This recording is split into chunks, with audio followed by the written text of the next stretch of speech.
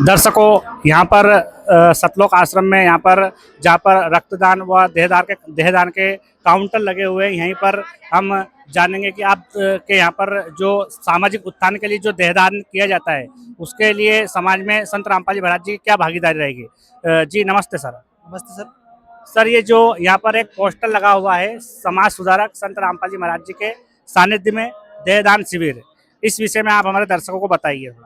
संत रामपाल जी महाराज के लिए हर आश्रमों में एक कैंप लगाया जाता है। इससे क्या मेडिकल कॉलेज के स्टूडेंट रिसर्च वगैरह करने काम आती बॉडियाँ जी।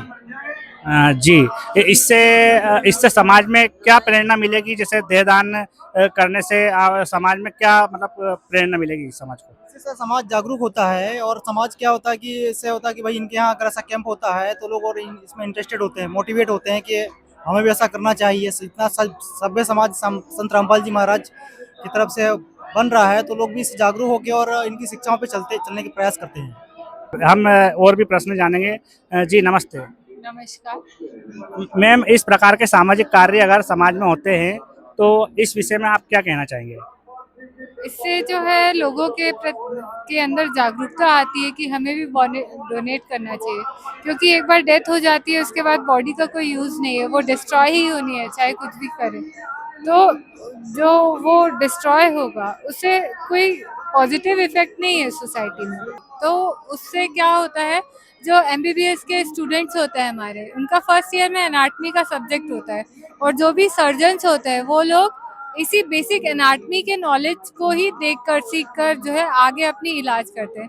जहाँ एक डेड बॉडी से अराउंड 50 स्टूडेंट्स पढ़ाई करते हैं। एक डॉक्टर अपने जीवन में कितने लोगों को इलाज करके उसके जीवन में चेंजेस लाता है। तो आप सोचिए एक डेड बॉडी जो है कितने लोगों का पॉजिटिव इफेक्ट ला सकता है सोसाइटी में। तो यही मोटो लेकर ये बॉडी डोनेशन का कैंप यहाँ पर हम लोग ऑर्गेनाइज किए।